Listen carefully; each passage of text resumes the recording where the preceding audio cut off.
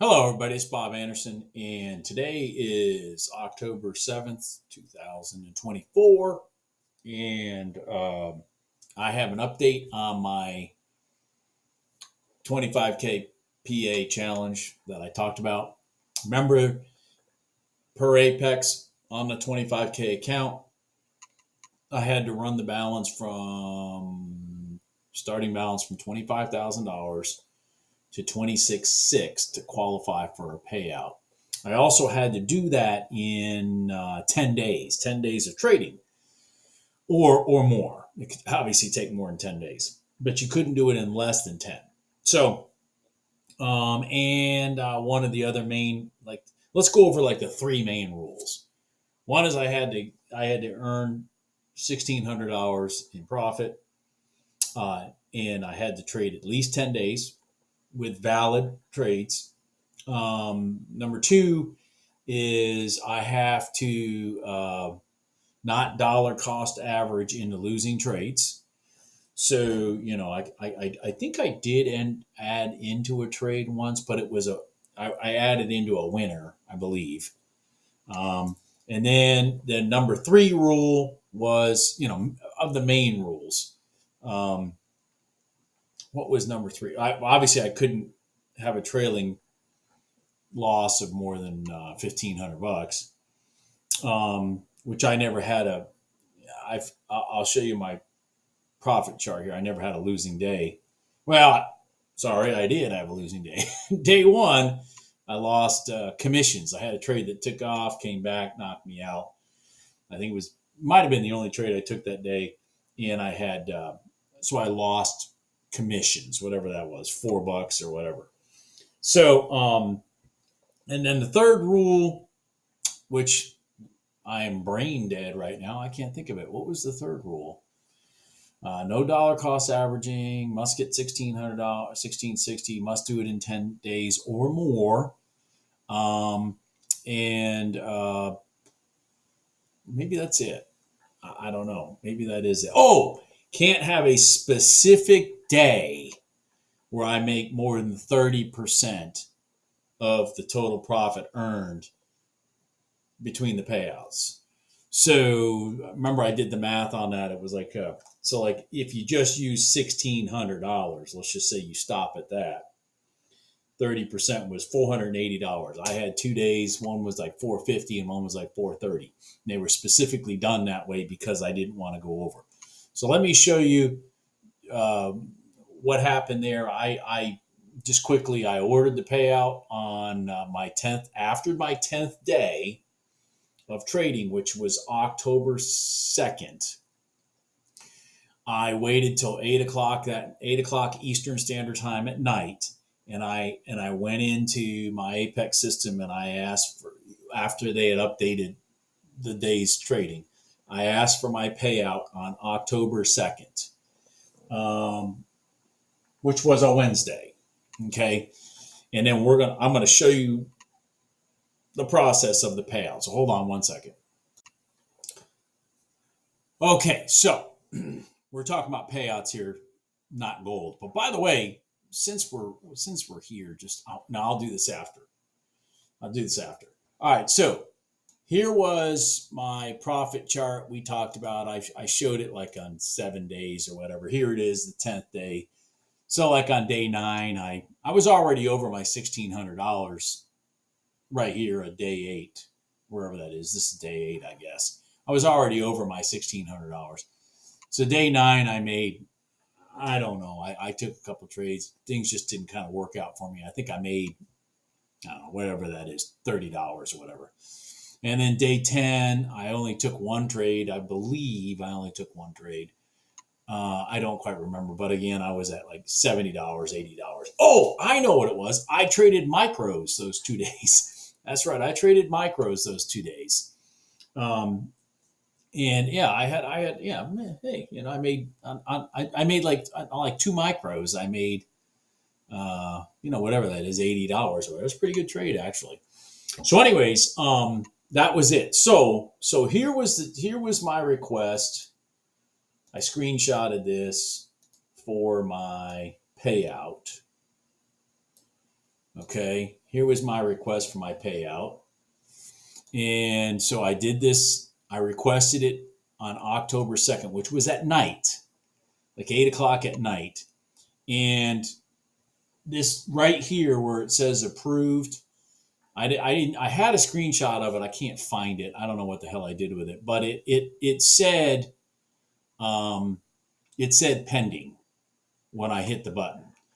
When I got up the next morning and I turned on my charts and all that kind of stuff, I kind of forgot about it. And then I glanced over, then I said, oh crap. And I glanced over and looked at it. So I don't know when this happened, but sometime between about 8 o'clock at night and about, I don't know, maybe 10 the next morning, this said approved. When it happened, I don't know. I don't know how fast that was. I do know they then sent me an email telling me your request for payout $800 was approved on October 3rd. Okay, so that was kind of cool, if you ask me. But you know, what was the coolest was this. That's my bank account. That's my bank account. So they approved it the morning of, according to the email, they approved it the morning of October 3rd. So that's what the email says, even though I requested it the night of October 2nd. And on October 4th, there was my payment in my corporate account, my corporate checking account, right there. Now, that's amazing. I mean, if you ask me, that's amazing. I qualified by doing my 10th day on October 2nd. I asked for my money October 2nd in the evening. I got approved on October 3rd, and my money was in my account on October 4th. That's just that's totally amazing. I mean, to me, that's totally amazing. Yeah, that's totally amazing. So I wanted to show you guys that stuff because I'm just astounded that it went that fast. So I'm going to put myself another challenge together because I found that if I do these challenges, I do a better job holding myself accountable to you guys. The main element of this next challenge, though, is for me to be doing it with multiple accounts.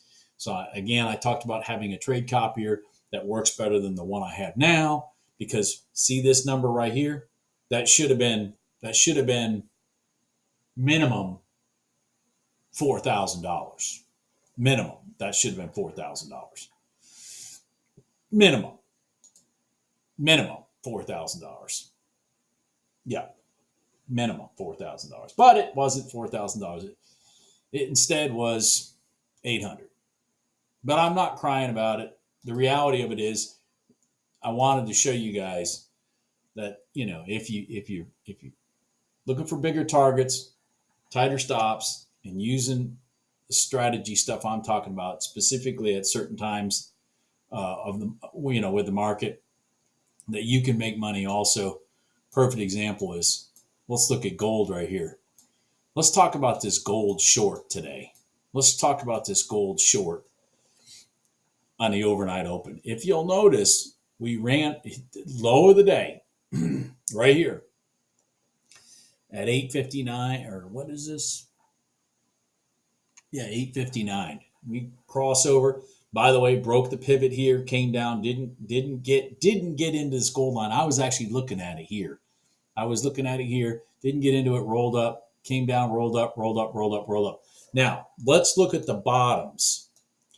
Remember, one of the things I talk about with the overnight open is reach. You want to see that reaching.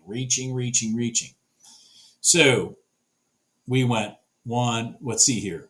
1, 2, 3, 4, 5, 6, 7, 8 candles in a row. 8 candles in a row that the bottom didn't get broke. 8 candles in a row. That's wow. Okay? Right to the overnight open. break the bottom of that candle, and down goes Frazier.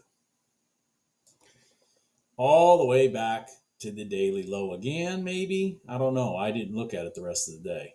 Doesn't look like it.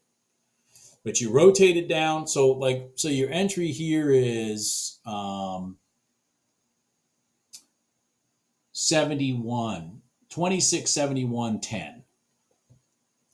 So if you were doing that 25K PA challenge and you wanted to take one trade and be done, then you would be looking at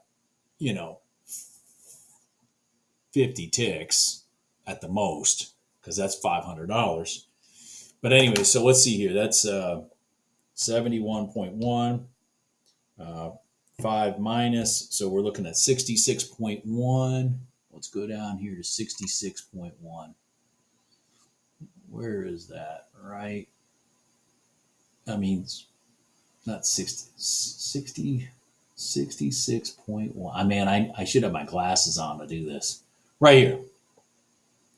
Right there. This candle right here. Right when the market opened. Right when the market opened, you would have hit your target. Beautiful trade. I've talked about the overnight open. I've talked about the 5-minute red line on this channel ultimate times, many times. See how this came blowing right through it here? So that's why you had nothing on the other side. I mean, a lot of times that's what will happen is it will show you what it's trying to do, because it's reaching here, but it just ran right through it. So you didn't get faked out with a long here. And then when this one set up for the short, wham.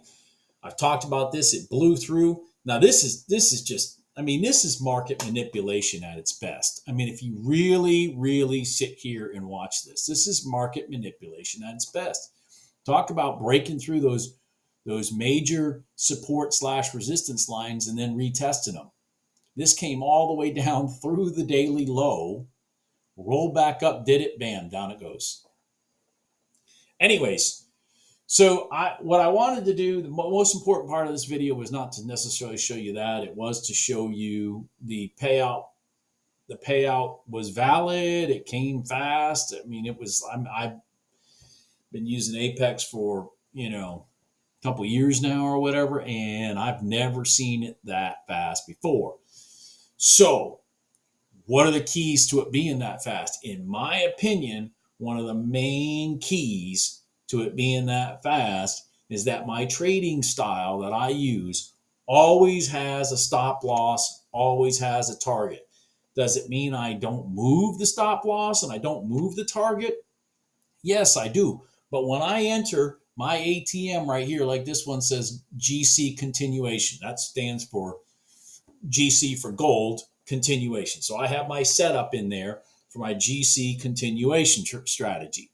And then I go from there. Once I'm in the trade, I tell people this, I start with my stop first. I make sure it's where I want it to be, or is there another place I can put it that'll protect me more and cost me less.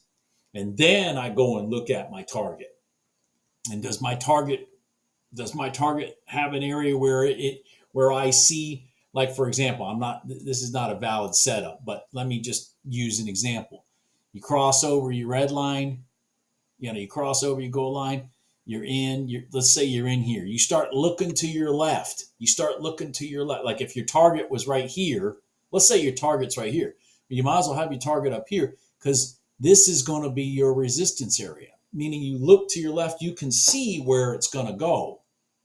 And that's exactly what happened here. Ping, and then back down. Now, could have rotated all the way, but I'm just saying, I start by looking at my stop, moving it, then I look at my target and see if I can move that for more profit, or is it too far out and I need to move it in a little? Because my target's way on the other side of a pivot or something that I expect there to be resistance or from. Anyways, blah blah blah blah blah. I'm not saying anything important. I'm not telling most of you anything you don't already know. It's just reaffirmation. And as I'm saying these things, it's reaffirmation on my side to you guys. Look at this. Look at this. For example, take this swing down right here. Okay. Here's your Donchian low, back up into your gold line. Here again, you have bottom of the candle, boom, this one broke. Look at that move. Now, if I was in this trade at 63.50, 63.5 and 50 cents. All right. Now, and I'm looking, say, for 40, which is 59.50, which is, where is that? Where's 59.50? Right here. Here's 59.50. Okay. Here's 59.50. All right. In this case, I'm pretty close to the low. What I was really kind of wondering is, am I, if I don't get there before this rotates up and hits it again and starts going down, I don't want to leave my target, like, say, right here, a couple ticks from where this thing came and then roll back up, because once it rotates again, it's going to just gather more steam. Look for the next place it's going. Why did this? Let's look at this. God, this is great. Hold on. I'm sorry. I get distracted and I get excited. See how this created this pivot here and rolled up in here? That's why when this came down, it broke it just a little and ran it right back up into that gold line. Because this is where a lot of people sold out. And then it rolled up and then it rolled down, because this is where they were really going to take it. And then when they left here, market manipulation at its best, when the bigger money left here, they wanted it to go here. Anyways, everybody have a good day. I'll talk to you later. Bye.